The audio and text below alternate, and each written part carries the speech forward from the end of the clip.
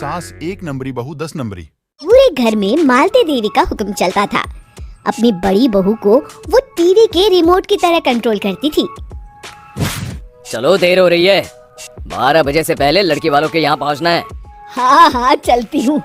मैं तो भगवान से बस ये दुआ कर रही हूँ कि जिस तरह मेरी बड़ी बहू मेरी मुट्ठी में है, उसी तरह मेरी छोटी बहू भी मेरे इशारे पे नाचे।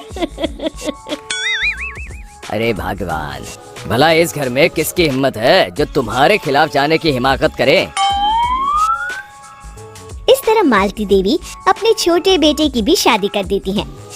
मालती की छोटी बहू फैशन डिजाइनर का कोर्स करके आई थी। उसका सपना था कि शादी के बाद वो अपना खुद का बुटीक खोले। एक दिन, क्या बात है छोटी, तू तो एक से बढ़कर एक डिजाइन बना लेती है।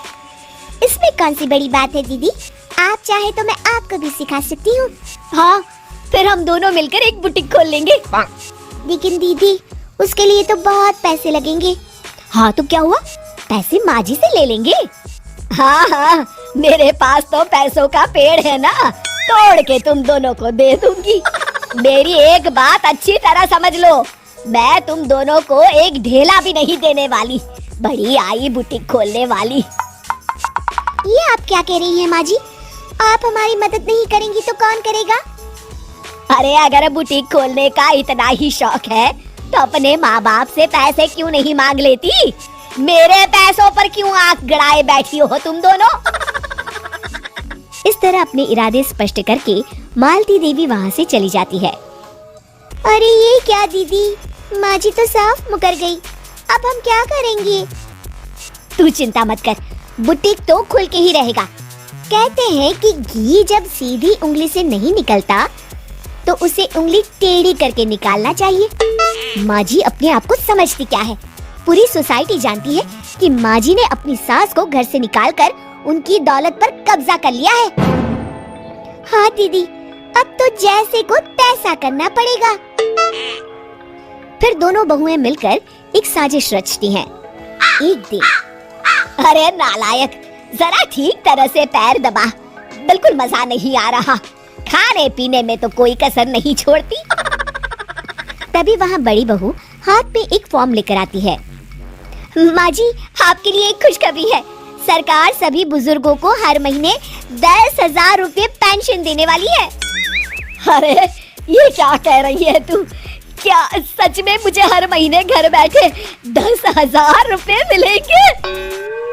हाँ माँ जी, दीदी सच कह रही है, कल टीवी न्यूज़ में इस बारे में बता रहे थे। बस आप ये फॉर्म पढ़ के इसे भर दीजिए और अपने दस्तखत कर दीजिए, मैं इन्हें ले जाकर जमा करवा देती हूँ।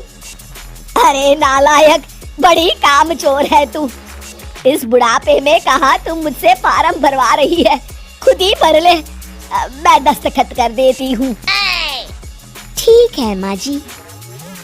फिर बड़ी बहू बड़ी चालाकी से फॉर्म के पन्नों के बीच प्रॉपर्टी के पेपर छिपा कर रख देती है और उन पर मालती देवी के दस्तखत करवा लेती है। कुछ दिनों के बाद मालती देवी अपने पति के साथ 2 दिनों के लिए अपने एक रिश्तेदार के यहाँ जाती है। दूसरी तरफ दोनों बहुएं पूरे घर पर अपना कब्जा कर लेती हैं। मालती देवी जब अपने रिश्तेदार के यहाँ से लौटती है तब अपने कमरे में ताला लगा देख आग बबूला हो जाती है। अरे नालायकों, मेरे कमरे में इतना बड़ा ताला किसने लगाया है। माँ जी, ये कमरा तो मैंने अपने बेटे रोहन को दे दिया है और आज से आप बाहर कोने में जो छोटा कमरा बना है ना, वहाँ रहेंगी। अच्छा, मैं उस सड़ेले कमरे में रहूंगी है? तेरी ये कहने की हिम्मत भी कैसे हुई? और मेरी इजाजत के बिना मेरा कमरा देने वाली तू होती कौन है?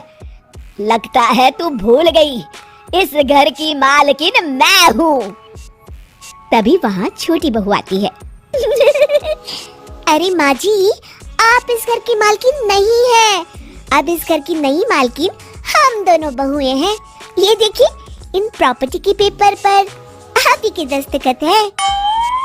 अरे भाग्यवान, ये तुमने क्या कर दिया?